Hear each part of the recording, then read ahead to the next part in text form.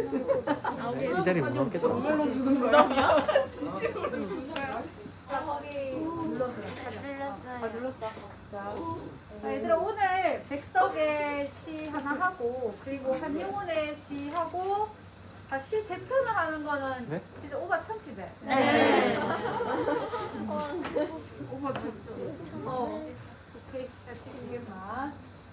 자, 백석 시인에 대해서 혹시 아는 사람? 백석. 시인은 다 부르나 봐. 시인은 안다고? 아, 시인은 다 부르나 봐. 시를 다 뭐? 부르나 봐. 부르나바가 뭐야? 불운하다. 아, 불운하다. 갑자기? 그렇지. 불운한 사람이 있어. 이 사람 되게 우리 문학사에서 미남 문학가가 있는데 그 중에 한 사람이 바로 이 백석 씨였고 그래 한번 검색해봐. 근데 너희가 봤을 때 이 사람이 왜 그런 시대의 미남이지? 이런 느낌이 들 것 같은데 이 사람이 되게 그 당시에 키도 엄청 컸고 얼굴도 좀 이렇게 되게 하얀 편이었고 그래서 늘 이렇게 셋업 정장을 3피스짜리 정장을 늘 입고 다니면서 이런 책을 하나 옆에 끼고 또 당시에 대학도 갔다 온 되게 엘리트 그런 사람이었거든. 그래서 되게 그 문 여성들이 엄청 이 백석 시인을 좋아했다라고 하더라고요. 이 사람이 쓴 대표적인 시 중에 하나가 나와 나타샤와 흰 당나귀라고 하는 시가 있는데 그 나타샤가 거기 시에서 사랑하는 여자로 나오거든. 화자가 사랑하는 여자. 그래서 이 시가 신문에 이렇게 기고되고 나서 이 신문사가 전화가 막 불이 날 정도로 전국의 모든 여성들이 내가 그 나타샤다 이렇게 여직이 그리고 이 백석이 좀 되게 그런 여지를 많이 준 사람이었어. 그러니까 본인이 내가 스스로 잘난 거를 알고 못한다구나. 그리고 심지어 본인이 또 잘났으니까 그 당시에 이제 지금은 뭐 시를 쓰고 대학을 나온 게 진짜 다 대학을 나오는 필수 코스처럼 나오니까 그렇지만 그때는 대학을 나왔다고 하면 시대의 지성인 같은 사람이거든. 사회의 모범이거든. 사회 엘리트가 되는 사람이거든. 사람들을 이끌고 계몽하는 이런 사람이어가지고 되게 그 당시 그것만으로도 되게 인기가 많은 사람인데 심지어 시까지 잘 썼으니까 너무 인기가 많았거든. 근데 이 사람이 선생님 때만 해도 백석 시를 잘 공부를 못했던 이유가 그 사람이 월북했어. 북한으로 가서 생활하고 결국 북한에서 또 죽었습니다. 아니, 세상에.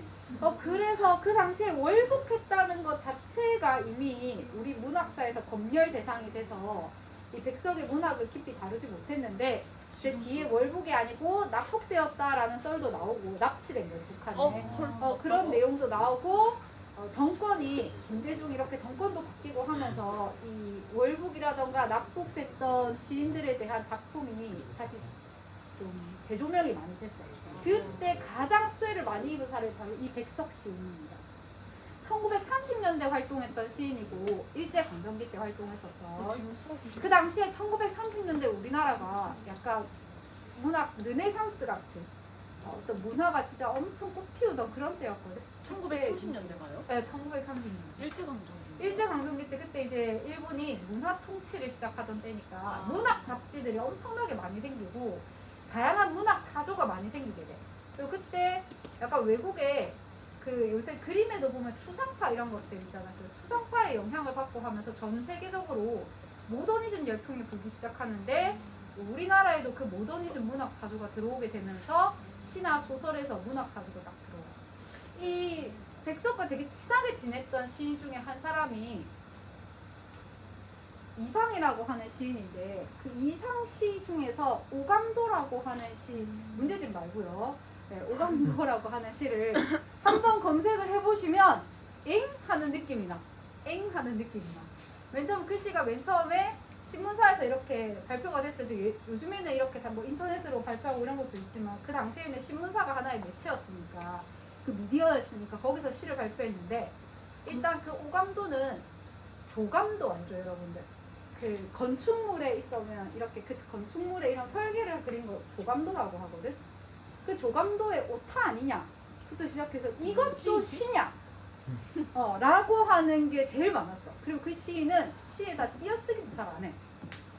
거울이라고 하는 이상의 시가 또 하나 있거든. 그 시 보면 거울이요? 거울. 정신분열증 환자가 쓴 것 같은 느낌이 들어서 내가 마치 정신분열에 걸릴 것 같은 느낌이 드는 그런 시들이 막 하여튼 이런 실험적인 시들이 굉장히 많이 나왔던 때가 1935년. 그게 바로 모더니즘의 큰 특징인데 이 백석의 시의 특징은 이 사람이 일단 함경도 사람이거든. 함경도 사람이어가지고 함경도 사투리를 굉장히 많이 썼습니다. 자, 시에서 이런 사투리를 많이 쓰면 무슨 효과가 있을까? 함경도 사람인데 서울말 쓰면 어떨 것 같아? 감정이입이 안 돼요. 감정이입이 안 된다. 비슷하다. 좀 만약에 드라마를 하는데 배경이 사천이야. 근데 나오는 사람들 인물들이 다 서울말 쓰고 표준말 쓰면 너 밥 먹었니? 뭐 이런 식으로 말을 쓰면 저순 다뻥 진짜 리얼하지도 않고 이런 말 쓰죠. 이 시에서도 마찬가지거든. 사투리를 쓰게 되면 사실성이라던가 건장감이라던가 생생함이라던가 현장감은 되게 리얼한데? 이렇게 느껴지는 걸 현장감이라고. 그리고 특히 시에서 이런 것들을 더 쓰게 되면 향토적이다. 향토적, 시골스럽다. 근데 이게 사투리인지 아닌지 어떻게 알지? 사투리인지 아닌지? 은수야, 읽어보면 누가 봐도 사투리야. 왜냐면 이 백석 씨가 굉장히 어려운 것 중에 학생들이 싫어하는 것 중에 하나가 읽었는데 무슨 말인지를 모르겠어요. 그냥 그 지방 사투리를 거의 다 쓴 거기 때문에. 자, 한번 보겠습니다. 자, 돌담 가게에 머루송이 까만이 있고, 자, 거기 깜한이라고 되어 있는데 이거 까만이야. 까만이 새까맣게 이런 뜻이야. 까맣게 있고 이런 거야. 머루송이라고 해서 여러분들 머루 알죠? 머루. 네. 먹으면 약간 입이 꺼멓게 되고 하는 그걸 이야기하는 거야. 자, 여기 돌각담이라고 되는데 이 돌각담은 담은 담인데 돌로 만든 돌담을 의미하는 겁니다. 자, 그러면 전체적인 모습이 지금 이렇게 막 돌담 같은 것들이 있고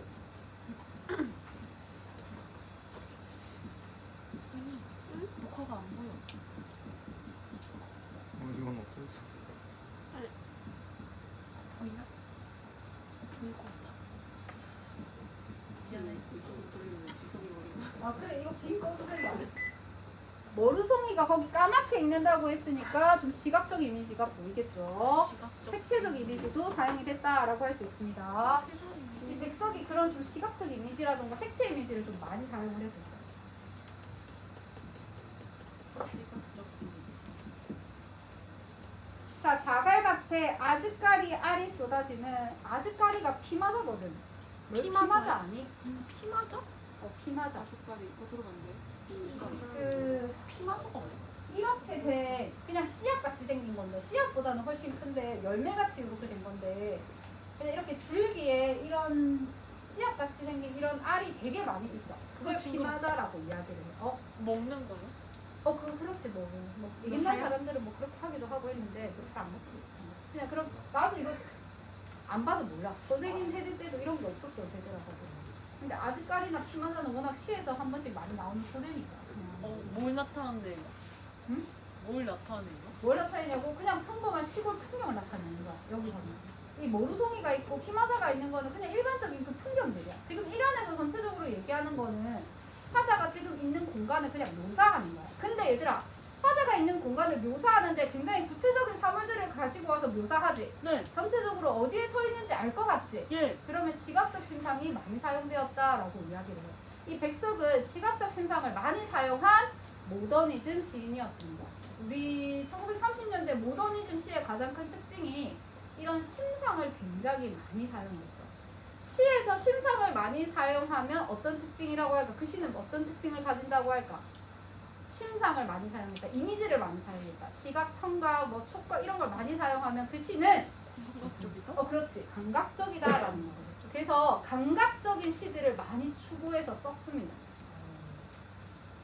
그 좀 더 세련된 느낌을 주려고 많이 노력을 한 거죠, 이 사람들은. 자, 그 알이 막 쏟아지는 자갈밭이 이렇게 있는데 그 자갈밭에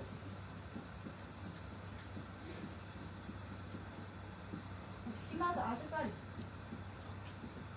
이런 것들이 막 이렇게 쏟아져 있는 그냥 이거 전체가 그냥 평범한 시골의 풍경입니다.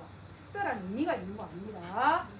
자, 잔풍하니라고 되어 있는데 거기 잔풍하니 해석이 나오죠. 바람이 잔잔하게 분다. 다른 골짜기다. 자 거기 보니까 햇빛이 되게 잘 드는 데인가 보다. 거기 있는 자 골짜기라고 되어 있는데 화자가 있는 공간이 바로 이 골짜기 여기에 있습니다. 화자가 지금 여기 있는 거. 되게 평범한 그냥 시골의 풍경이죠. 자 그래서 1연의 뭐 전체 내용이 평범하고 평화로운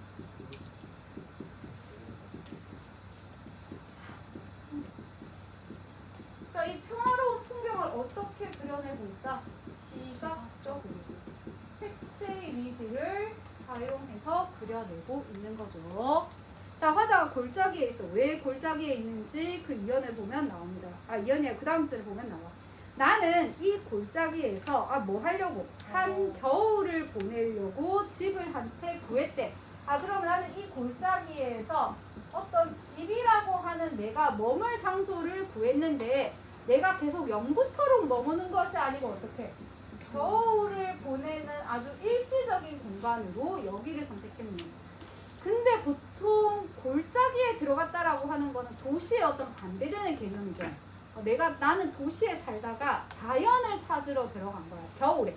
우리 겨울에 보통 노동 잘 안 하죠. 농사 짓거나 그리고 또 공부하는 학생들에게도 겨울 방학이라고 하는 게 있잖아. 그지? 근데 화자는 이 겨울에 좀 쉬고 싶은 거야. 쉬고 싶은데 자기가 있는 이 도심이 아니고 어디서 쉬고 싶은 거다? 골짜기라고 하는 아주 자연에서 쉬고 싶은 거야. 지금 그래서 그 빈집을 찾아가는 과정입니다. 거기 보면 제목이 함주시초지 얘들아. 함주가 공간이야. 이 주가 예전에 있었던 도시들을 다 주라고 하거든. 중소도시들.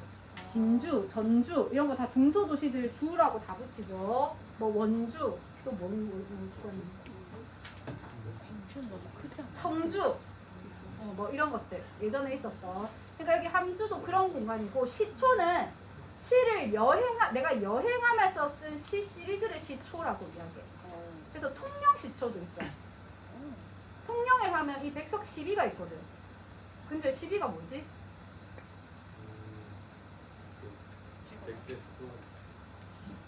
욕할 뻔했네.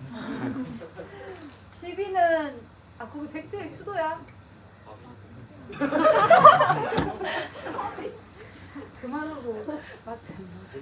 시는 알죠? 시 우리 배우는 이 현대시 할 때 시. 비는 비석입니다.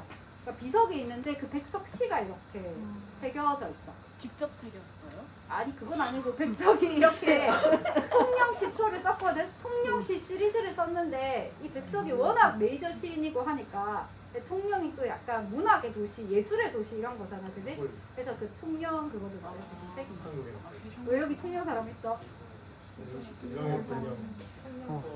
여기도 있어. 김성래랑 동향이가.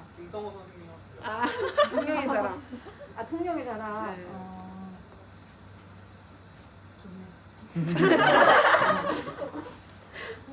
김성호 선생님한테 한번 물어볼까? 이 시간 맞추고 한번 물어보자. 백석 11을 아시냐고. 모르시면 모르시면 걸로. 알겠지. 왜냐면 그 12가 굉장히 그 통영에서 되게 유명한 그 절 같은 데가 있는데 뭐뭐 사라고. 뭔 사지 그게? 이순신 관련되어 있는 무슨 그게 있었던 것 같은데. 하여튼 거기 바로 거의 앞에 있는 건데 와, 나 가본 적 백석이 이걸 왜 썼냐면 백석이 좀 좋아하는 여자가 있었는데 이 백석이 되게 사람이 많잖아. 여자 사람 친구가 많잖아. 그지? 그 수많은 여자 사람 친구 1순위에서도 조금 특별한 사람이었는데 백석이 되게 미지근한 태도를 보이니까 이 여자가 서울에서 같이 공부를 하다가 결혼할 거라고 내려간 거야. 고향이 통영이었거든. 그러니까 백석이 뒤늦게 이 여자를 잡으러 내려간 거지. 와우. 그래서 통영 거기 앞에 그 절에 있는 그 돌에 앉아가지고 근데 그때만 해도 연락할 수 있는 도구가 없으니까 그 여자한테 들었던 그 어떤 통영의 마을의 모습들을 막 떠오르는 거야. 저기 가는 저 아이가 그 여자가 말했던 뭐 철인가 싶고 뭐 순인가 싶고 약간 그런 내용들의 막 시야. 그래서 뭐 그 여자를 결국 그리워하는데 어떻게 그 됐어요? 여자랑은 이루어지지 못하고 그 여자는 그 백석의 친한 친구와 결혼. 드라마 친한 친구와 결혼을 드라마가. 쌤 백석은 결혼했어요? 결혼했지. 결혼하고 이 좀 밑에 이 남한에서 굉장히 유명한 기생집이 있었거든. 정치인들을 이렇게 하는 요정. 거기에 있는 제일 큰 마담이 백석의 그런 애인이었어. 애인. 와. 아내는 아내대로 있었고. 그리고 예전에 시인들은 좀 다 그런 게 너무 많았어. 내가 뭘 들은 거지? 맞지? 자유연애 이런 게 너무 심해가지고. 그리고 그때는 또 백석이 북한에 가 있었고. 근데 이제 이 여자는 그런 요정을 운영하고 하면서 이 집 요정이나 이런 술집들을 다 팔고 해도 그분의 시의 하나의 가치만 미치지 못하다라고 할 정도로 되게 뭔가 존경하면서도 좋아했던 그런 사람이었어요. 백석은 실제로 북한에 가서 되게 불우하게 살았고요. 그런 집단 농장 같은 데서 일하다가 그냥 어떻게 죽었는지도 모르게 그냥 그렇게 돌아가셨다고. 가서는 거의 문학이랑 창작 활동을 잘 하지 못했고.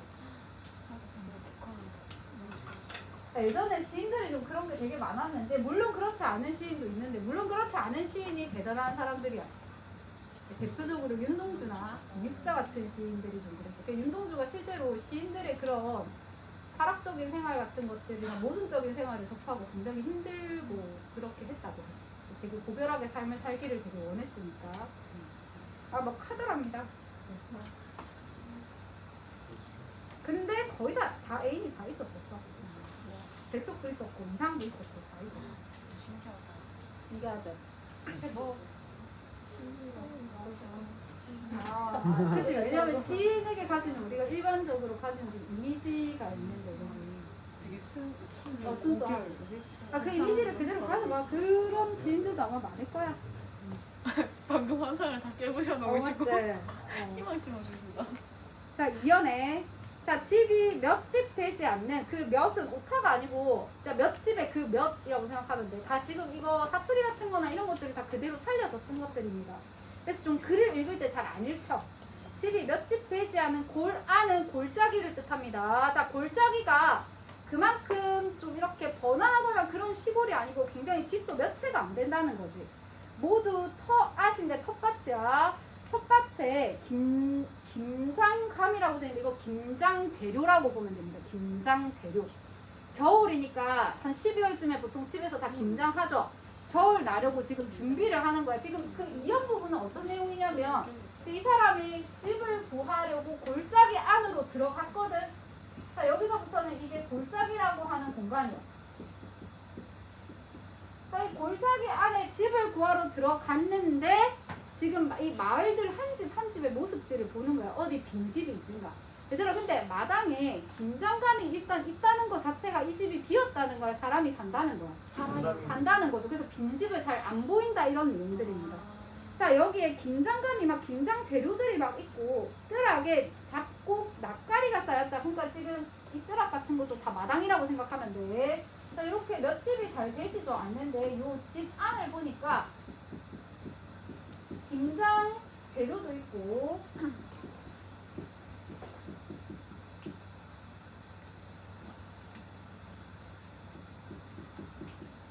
얘네들도 다 지금 쌓여 있는 거죠. 그래서 지금 마을이 별로 빈집이 없는 것 같네 이런 느낌. 근데 이것도 다 시골 마을들의 모습이야. 일단 시골 마을의 모습이니까 전체적으로 향토적이고 토속적인 느낌이 나죠. 사투리도 실제로 사용하니까 그런 느낌이 더 하고 있고. 자, 어니 세월에, 어니는 어느 이런 뜻입니다. 어느 세월에 빈 듯한 집은 보이지 않아. 다시 말해서 빈집이 안 보이는 것 같다.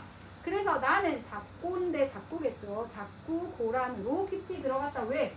빈집을 찾으려고 더 깊이 들어간 거죠.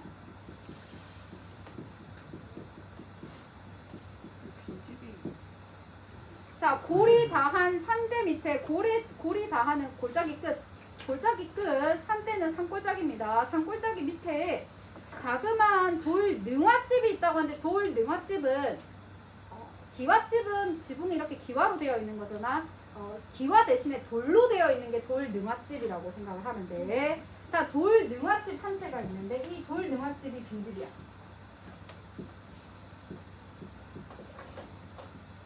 자, 드디어 화자가 거주할 집이 보여. 자, 고개 한 채 있어가지고 이 집 남길동 단 주인은 거기 남길동은 그냥 남색으로 된 천입니다. 이 주인이 있는데 이 안주인이 겨울이면 집을 새를 내놓고 산을 돌아 거리로 간대. 실제로 여기 있는 주인은 겨울에 거리로 간다고 합니다. 여기서 거리는 도심이라고 생각하면 돼. 자, 그러면 얘들아, 여기서는 공간이 두 공간이 등장을 하는데 하나가 바로 이 골짜기. 이 골짜기와 대조되는 공간이 어디라고 할 수 있다? 거리라고 할 수 있습니다. 자, 골짜기는 다시 말해서 어떤 자연의 공간을 의미하는 곳, 그리고 화자에게 있어서는 어떤 쉼의 공간을 의미하고, 여기서의 거리는 어떤 도심을 의미한다라고 했었죠. 화자는 지금 오히려 거리에 있는 거지. 자, 산을 돌아 거리로 내려간다는 말을 하는데, 해바른 마당에는 꿀벌이 스무 나무통 있었다. 자, 여기 꿀벌이 나오는데, 얘들아, 너희가 꿀벌에 대해 가지는 이미지가 보통 어떠니? 부지런한. 귀여워요. 귀엽다. 그렇지, 귀엽지. 근데 뭐 말벌이나 아니면 그냥 일반적인 벌보다 꿀벌이면 앞에 꿀을 모으기 위해서 굉장히 부지런하고 열심히 일한다라는 느낌이 있지. 이 꿀벌을 화자랑 똑같이 생각을 하면 됩니다. 꿀벌들이 열심히 일하다가 겨울이 되면, 겨울 시즌이 되면 이제 딱 쉬거든. 그래서 화자도 이 꿀벌들이 열심히 일하는 모습을 보면서 봄, 여름, 가을 동안 열심히 일했던 자신의 모습을 떠올려. 그래서 꿀벌들도 좀 여기 들어와서 쉬고 나도 이 집에 들어와서 빨리 쉬었으면 좋겠다라는 내용이 나옵니다. 자, 낮, 가을은 나를 햇빛 장글장글, 여기 위태어입니다. 위태어.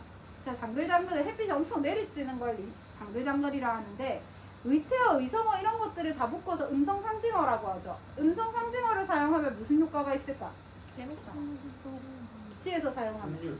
그쵸. 같은 말을 반복을 하니까 운율 형성의 효과가 있고, 햇빛이 내리쬐다라는 말보다 햇빛이 장글장글 내리쬐다고 하면 햇빛이 어느 정도로 엄청 강렬하게 내리쬐다라는 구체성이 있지. 토끼가 그냥 뛴다라고 하는 것보다 토끼가 깡총깡총 뛴다라고 하면 훨씬 더 좀 구체적으로 눈에 보이잖아. 그죠? 음성상징어를 사용하면 기본적으로 얻게 되는 효과가 운율 형성.